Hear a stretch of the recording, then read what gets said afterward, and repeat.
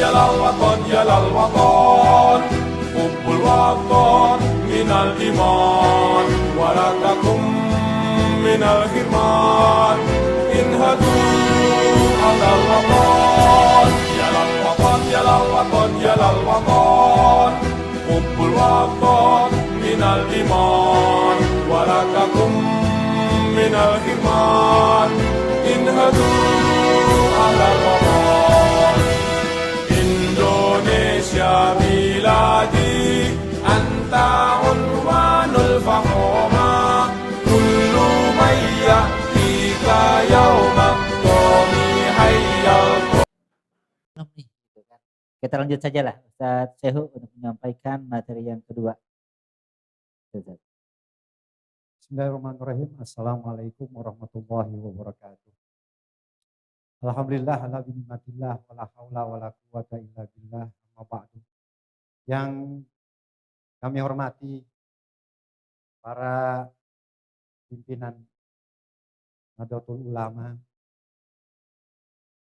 dalam hal ini saya belum bisa menyebutkan satu persatu karena waktu. Terutama saya berterima kasih pada Ketua PCNU. Kemudian yang sangat juga kita bareng-bareng terima kasih kepada Pak Imam Marikesit. Luar biasa. Sebetulnya ini saya sedikit aja bicara karena untuk pengetahuan tadi sudah dibahas semuanya oleh Pak Imam, oleh Ketua PW, dan terakhir oleh Bapak anggota DPRD kita. Akan tetapi paling tidak hari ini sepertinya saya sebagai dosen yang kehilangan beberapa mahasiswa. Iya, saya bukan ngaku dosen, tapi paling tidak Adi itu saya berharap saya ngomong 1,5 jam. Sehingga paling tidak juga saya akan kelihatan pintar dan cerdas. Tapi sekarang saya mau belagu pintar atau cerdas pun percuma. Karena banyak mahasiswa yang sudah keluar. Selanjutnya tadi mahasiswa-mahasiswa yang udah lulus ya Pak Camat, Koramil. Sangat penting buat mereka. Kalau saya bicara dari awal, kita semua sudah tahu. Ya di NU. Paling enggak, kalaupun mungkin belum tahu, kita sudah bisa sering mendengarnya. Selanjutnya, Bapak-Bapak sekalian, kalau tadi silakan ditayangkan Pak. Ini kita memulai dari awal. Artinya saya ingin memulai dengan semangat NU-an yang ada. Yang pertama tentunya mari kita hilangkan ngantuk kita. Kalau saya katakan siapa kita? NU. NKRI harga mati. MWC Pulau Gadung berkah. Bisa Pak ya? Siapa kita? NKRI. MWC Pulau Gadung. Insya Allah. Berarti kan dengar semua. Insya Allah ini mahasiswa yang akan lulus. Ya. Jadi saya alhamdulillah diberi kepercayaan oleh Ketua PCNU. Seharusnya PCNU yang menyampaikan ini. Ketika semua orang berlomba-lomba, bagaimana caranya bisa masuk NU. Kemudian apa sih NU itu? Ya bagi kami anak-anak muda, saya ngaku muda malam ini karena saya lihat ada kiai saya di belakang. Dari Haji Adah, dari Atahiriyah dan sebagainya walaupun saya sekedar numpang tidur di Haji Adah. Zaman mualim masih ada. Kemudian di dalam penjelasan dari Pak Sarif tadi, alhamdulillah kita semua sudah bisa memahami bahwa yang namanya NU itu katanya kalau tidak santri minimal 5 tahun atau paling besar 20 tahun itu rasanya geget juga Pak masuk ke NU. Kayaknya nggak dianggap dah sama orang-orang NU. Gitu Pak Sarif ya. Pak Sarif pernah juga ya santri.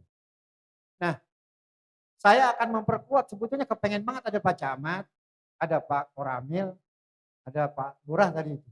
Supaya dia tahu bahwa NU yang diharapkan oleh Hadratus Syekh itu kayak begitu. Itu sudah ditayangkan ya. Jadi ternyata cuma diminta barang siapa yang mengurusi NU akan aku anggap sebagai santriku. Ini tulisan Bapak kan. Standar saya. Barang siapa yang kuanggap sebagai santriku akan kudoakan semoga beserta anaknya, cucunya mati dalam keadaan husnul khotimah. Ini sesuatu yang sangat tinggi. Jadi nggak harus dari Lirboyo, Kediri, Jombang dan sebagainya, bisa di NU. Iya, asal mau ngurusin NU. Dengan seperti yang disampaikan tadi Pak Imam, sampaikan bahwa kita itu apa yang kita bisa. Pak Syarif juga mengatakan apa yang kita bisa. Dengan apa yang kita bisa, ayo masuk ke semua. Lanjut Pak, saya percepat. Saya ulangi lagi, NU kapal besar. Bagaimana enggak kapal besar? Di situ ada lembaga yang sebanyak hampir 25 lembaga.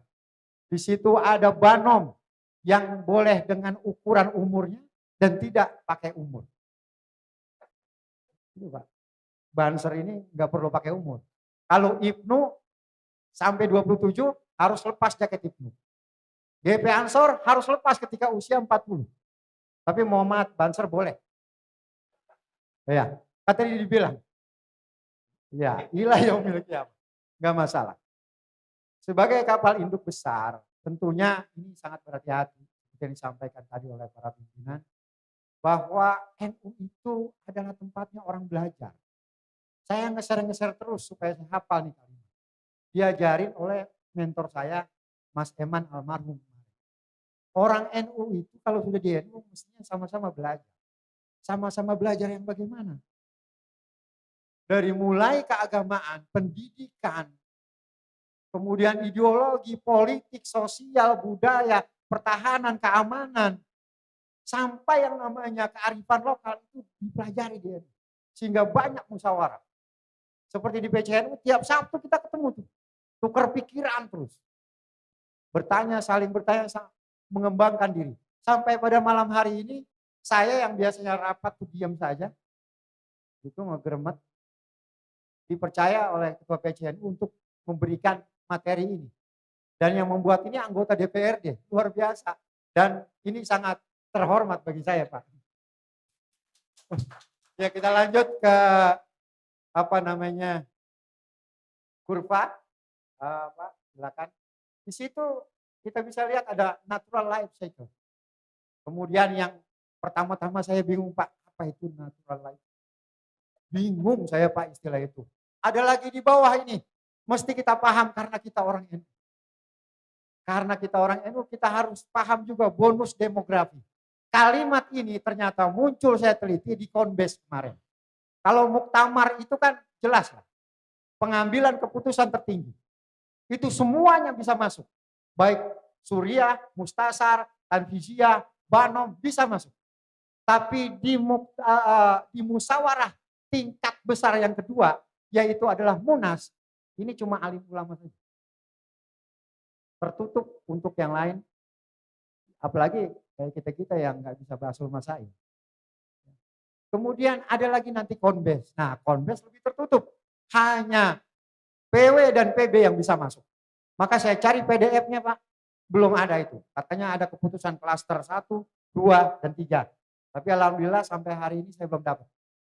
Kemudian Gus Ajas mungkin sudah dapat. Dikatakan ini masa krisis. Saya senang sekali Pak. Saya mengalami ketika tahun 99 sampai hari ini sebetulnya udah enggak krisis Pak. Di NU itu. Krisis itu di tahun 99 ditandai dengan Gus Dur jadi presiden. Bagi saya yang miskin pengetahuan. Kenapa? Gus Dur bingung cari SDM dia. Ketika dia jadi presiden, rektor jadi Menhan, Pak Mahfud MD. Kemudian Pak Ayas Hikam jadi Menristek. Kemudian dia nyari eselon 3, eselon 2 di Pemda juga pusing juga. Ini yang dimaksud dengan masa kritis. Padahal kalau ngomong itu ratusan juta masa NU. Gitu. Dengan ratusan juta itu bangkanya luar biasa. Maka disebut di sini masa krisis. Masa kritis, 70% populasinya usia produktif. Yang dimaksud usia produktif itu adalah bonus demografi. Investasi SDM yang akan dilaksanakan besar-besaran Pak ya. ini luar biasa. Sudah tergandeng PBNU dengan berbagai kementerian. Kemudian kalau kita hitung 1926, sejak 31 Januari 1926 NU dibentuk oleh para pimpinan pondok pesantren, sampai hari ini seperti yang disampaikan tadi oleh para pimpinan kita, NU masih biasa-biasa aja. Alias stagnan, Pak. Ini stagnan. Ini ada tulisannya stagnan. Tapi dalam kurung nih, kalah. Ada apa nih kalah? Memang kalah. Bagaimana kita bilang nggak stagnan? Orang secara kultural baru lahir langsung ini Pak, diajanin, diakekahin Pak. Mohon maaf kalau yang belum. Dibeliin kambing 2, dibeliin 1, udah NU banget. Kita tanya di mana-mana nggak ada, kecuali NU, apalagi di Jakarta. Dibacain diba, digendong-gendong, itu semua. Artinya stagnan kita itu dari masih itu sudah ada. Tapi walaupun dikatakan kalah, itu masih menang. Kenapa saya bilang masih menang? Karena stagnannya itu karena diam saja. Sekarang baru mulai. Orang mau masuk NU bingung Pak. Dia taunya PCNU saja. Oh pengurusnya sudah ada. Nah daripada kita nggak punya kegiatan, ya kita masuk aja 212. Daripada kita nggak punya kegiatan, masuk aja ke tarbiyah, ke halakoh. Jadi dia Wahabi, jadi dia HTI. Tapi kalau pulang Pak, sama kunut. Di sono kagak ngerti, di sini kagak ngerti. Di NU dia bingung, di HTI-nya dia juga bingung. Itu kalau kita katain, lu nggak kunut ya, lah marah Pak, marah dia. Karena dia berangkat ke HTI, mau berangkat ke Wahabi, berangkat ke halakoh-halakoh itu pun berangkat dari nggak ngerti di NU. Pokoknya gua kunut, mulid. Mana aja mulid gua datang. NU enggak gua, NU. Tapi pas 212 pakai ikatan ini ya. La ilaha illallah. Soalnya Palestina, pas pulang kita tanya, dapat berapa duit? Cepet. Nah ini kan persoalan. Ini yang dibilang kita kalah Pak. Banyak tapi kalah. Maka ada disebut oleh pimpinan kita, NU ada rasa Wahabi, rasa PKS, rasa yang lain. Mohon maaf ini, Bapak dari Gerindra ya. Kalau bisa NU rasa Gerindra. Selanjutnya ini kita bisa lihat di bawahnya ada decline, kalah apa hancur Pak. Kita kalau kita tidak berusaha seperti yang disampaikan tadi di abad kedua, 100 tahun ke depan NU diem aja sekarang nih masih begini, yang pengurus asik ngurus dan berlobi-lobi dengan pejabat. Yang pengurus wilayah asik nungguin pemilu karena banyak duit yang akan datang. Kemudian di MWC asik juga bermesra-mesraan dengan para pejabat. Umat bingung Pak. Ini NU kerjaannya ngapain? Dari mulai PBNU udah serius banget gandeng kementerian. Pengurus wilayah sudah mulai bagus. Sudah tahu bagaimana caranya NU ke depan. Pengurus cabang di Jakarta Timur ini terbaik Pak, se-DKI. Alhamdulillah punya sekretariat, alhamdulillah. Kemudian ada program-program yang gitu. Kemudian banom-banomnya jalan. Lembaga-lembaganya yang gak benar, pecat, ganti langsung. Karena orang menunggu, ini NU mau berbuat apa. Jangan asal didengar mengundang istighosah. Lailatul Istimah. Setelah itu bawa pulang berkat. Saya bilang, andai saja saya kemarin ikut kondes, mungkin saya termasuk yang 75%. Yang 25% ya itu lagi rapat. Lah ente ngapain? Ya saya di lobi aja nungguin makan malam. Habis itu setelah pulang saya nunggu. Ada transportnya enggak? Pulang. Itu NU Tulen Pak. NU Tulen itu. Saya yakin ya, tepuk tangan NU Tulen. Saya termasuk yang 75% pastinya. Iya. Datang dengan gagah, dengan pakaian kesolehan saya tentunya. Kalau perlu apa sorban saya beli per 3. Kemudian saya registrasi dari mana namanya siapa? Kiai Haji Muhammad Syahud MAG. Wah, langsung masuk ke hotel. Udah tidur di hotel sambil nonton TV ya. Kemudian ketika makan keluar, sholat jam 7. Seluruh peserta masuk ke ruangan. Balik lagi saya ke kamar. Setelah gitu acara ramah tamah baru datang. Rapatnya nggak pernah ikut Pak. Makanya ketua PBNU ngeluh dari zaman dulu tuh. Setiap ada konbes atau musyawarah alim ulama, munas, itu yang ikut 25%. 75%-nya kemana? Ngelobi aja. Ada yang dagang apa itu kerang dari Kalimantan bisa ditukar. Nah pas pulang Pak, urusan apa NU dari Jakarta? Enggak tahu. Gitu. Mohon maaf bukan saya tahu banget. Sebab saya alami begitu Pak. Saya kongres 1 Pergunu di Lombok pulang Pak. Demi Tuhan saya pengen banget bawa oleh-oleh. Makanya semua rapat saya kagak ngikut. Langsung pandemi Pak. Enggak taunya katanya nanti ada pendidikan jarak jauh. Kongres kedua di Kalimantan Tengah di asrama haji Pak. Pergunu itu Persatuan Guru Nahdlatul Ulama. Kebetulan saya ketua. Sama Pak. Saya tidur aja di asrama haji. Pas pembukaan ada Menteri Agama foto-foto saya. Saya share ke bini saya. Saya share ke teman-teman saya. Seolah-olah saya ini adalah peserta paling aktif. Saya share dengan gubernur. Hebat, giliran rapat. Balik lagi saya ngopi Pak. Ini NU Tulen saya. Oleh karenanya NU Tulen ini harus dirubah di abad kedua ini. 100 tahun ke depan NU yang berikutnya adalah harus begini Pak, ke atas. Ini yang harus diceritakan.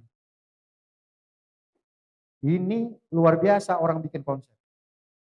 Saya bertiga, istri saya sama anak saya untuk mengerti soal ini Pak. Ternyata ini konsep NU dari dulu, itu kalau ngadain kegiatan Pak, kuat rapatnya luar biasa.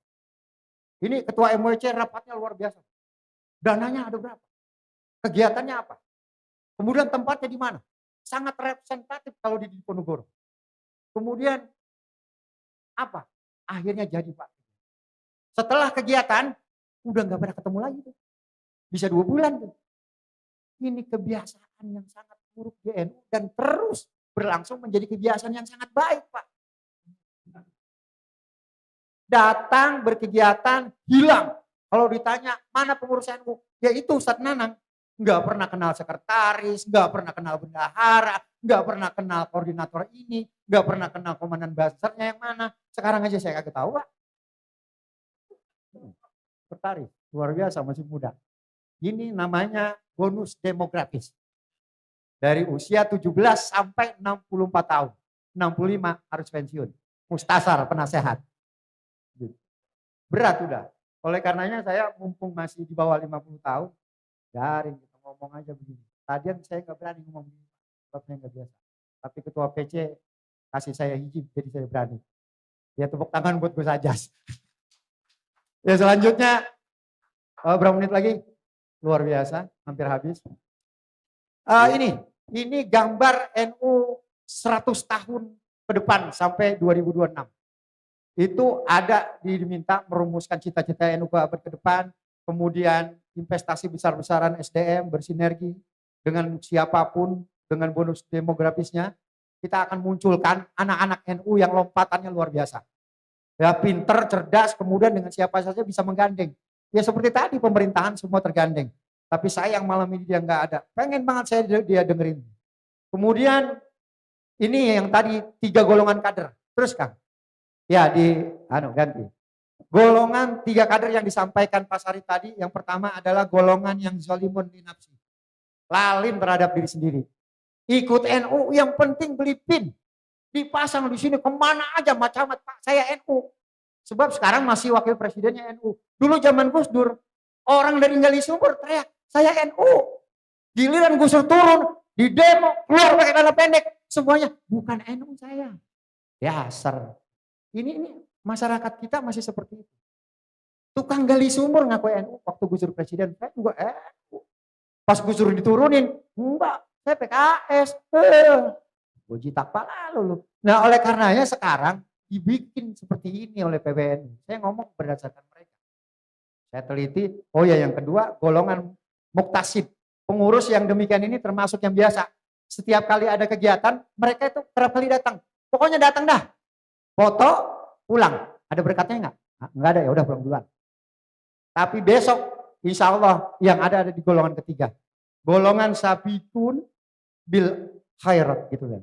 Berlomba-lomba dalam kebaikan. Kayak Gus saja sibuk dia, saya tahu. Kita semua sibuk. Yang enak kita wirid aja di rumah, anak kita pada main HP, kita omelin, balik lagi ke kamar, kita wirid lagi. Kan begitu yang enak. Tapi karena cinta kita ke NU, kita semua duduk sini. Iya enggak Pak? Tepuk tangan buat yang hadir. Ya. Saya salut Pak. Seharusnya Bapak udah nggak mau dengerin saya. Luar biasa, Ustaz Ahmad. Ya. Belum habis? Itu udah tandanya berarti. Oh, dikit lagi. Ini Itu Pak. gak ada yang takbir, Ustaz. Diganti. Ini ganti gambar. Ini rencana PWNU. Rencana PBNU. Bapak-bapak akan dididik dengan kaderisasi NU yang baru. Iya. Kalau kemarin NKMU, katanya ditakut-takutin kita. Pokoknya nggak punya sertifikat MKRU nggak boleh jadi pengurus ranting, pengurus anu. Nah, sekarang baru lagi Pak. Ya Allah, kayak kurikulum aja ganti mulu. Sekarang kurikulum merdeka. Ini kita lihat PD PKPNU, kader pendidikan dasar Nahdlatul Ulama tingkat dasar. Ini harus dilakukan oleh MWCNU minimal setahun sekali.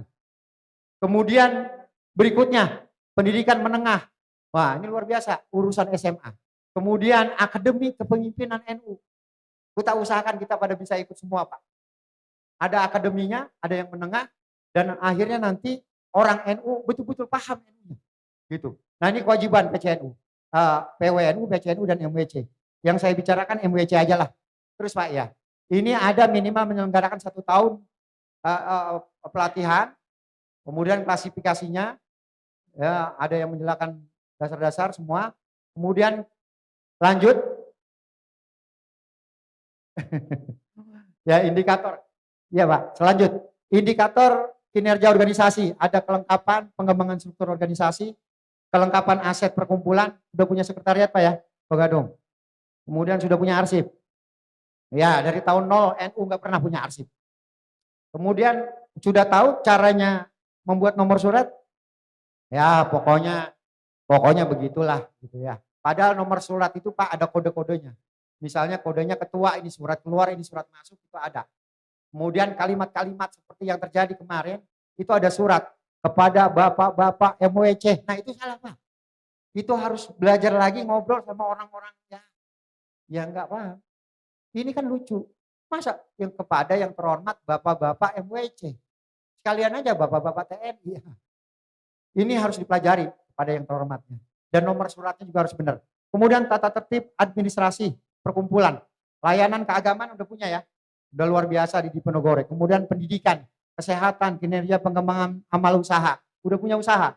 Belum, ngomong bagus aja, cair langsung dari BCA. Kemudian indikator keberhasilannya, peserta MWC adalah pengurus ranting, ya permusyawaratannya mempunyai 100% ranting yang aktif. Ranting yang aktif, buru-buru ajak ngobrol. Kemudian minimal dia udah ada Lailatul Ijtima, Maulid, Isra Mi'raj, Tahun Baru Hijriah, atas namakan NU, jangan melulu Al-Falah, Al-Watoniyah, padahal NU juga dia, tapi sambung gandengkan NU-nya. Saya pernah berdebat dengan Pak Ajumadi Adra, katanya NU terbelakang ngurusin pendidikan. Pak, NU itu namanya nggak harus NU. Namanya Al-Falah, At-Tahiriyah, Al-Watoniyah, Al-Kenaniyah, NU Pak. Oh NU itulah Bapak literasinya kurang saya bilang. Jadi kalau mau mengenal NU Pak tanya sama orang NU, jangan dilihat. Al-Hidayah juga. Kalau saya nyebutnya di Diponegoro Pak. Iya kalau mau tawuran saya selalu takut ke sini sebab di Diponegoro galak-galak orangnya. Tahun 91. Ya. Nggak jadi saya tawuran di sini. Kemudian Pak usahakan MWC memiliki kantor yang definitif. Ya ini balik lagi kepada Pak Imam, Pak Haji Imam. Disediakan sekretariat, alhamdulillah. Ya ada AC-nya, lemarinya. Ya jangan dibawa pulang. Orang NU asal habis kepengurusan lemari dibawa pulang. Iya mesin ketik hilang. Apa arsip nggak ada ya. Masya Allah. Katanya doang dari tahun 1926. Oleh karenanya itu mari kita bangun tertib administratif. Kemudian memahami ADART. Jangan diam aja jadi NU. Jangan cuma pasang pin doang jadi orang NU. Tapi pahamin itu ADART. Bagaimana? Terus melakukan pengaderan, paham ahlus sunnah, melaksanakan ikut hasil-hasil muktamar, konbes, program kerja, melakukan konsolidasi pengurus. Terus seterusnya ada nih penting buat camat sebetulnya ini. Selanjutnya memahami AD. Pengurus NU itu terdiri dari mustasar, pengurus harian Suriah, Awan, pengurus harian Tanfisiah. Kita kan pukul rata aja. Pokoknya yang pidato pimpinan kita. Tapi mustasar ini harus diartikan Pak. Bertugas berwenang memberikan nasihat kepada pengurus NU menurut tingkatannya diminta atau tidak diminta. Terus Pak, ya tayangannya. Terus saja. Ini atas lagi.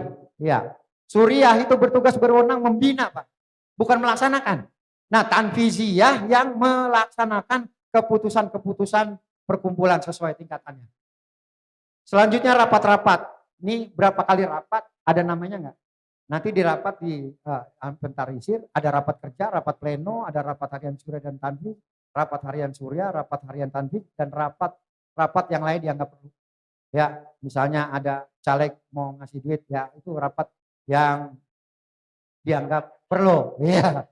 Kemudian kita lihat di bagian lembaga, Pak. Kita lihat di bagian lembaga NU. Ada LDNU, LP Ma'arif, saya nggak usah bacakan. Lihat aja terus, Pak. Itu lembaga-lembaga apabila hidup, Pak, itu jadi pintu masuknya. Orang NU aktif di NU. Ada lembaga dakwah NU, LP Ma'arif, RM NU, LPNU, LPP, LKK, Lakpesdam, Lajisnu, LWP, Wakaf, LBM, bagian-bagian masjid, LKNU, waduh. Banyak, Pak. Itu bisa dibentuk di MWC ini, kemudian membanyak follower. Artinya orang-orang NU yang gak berasa NU, itu akan jadi merasa NU karena lembaga ini. Di cabang itu sudah mau dimulai. Ya saya contohkanlah misalnya, sekarang Pergunu yang baru muncul. Ya, Pergunu. Udah ada PAC-nya seluruh kecamatan, Pak. Sudah ada semua. Dan anggotanya hampir 1000. Karena per PAC harusnya 100. Bahkan besok bisa ikut pemilu.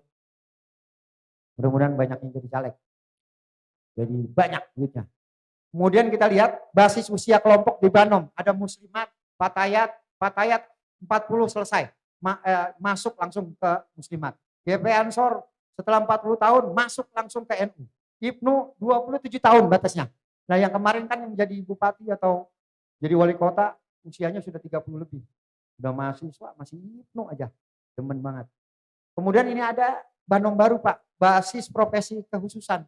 Ada ISNU, Syarikat Buruh Muslimin Indonesia, ada Pergunu, ada Jatman, ada Serikat Nelayan, Pagar Nusa, JKH. Ada yang baru, Isharinu. Ikatan apa tuh? Hadroh.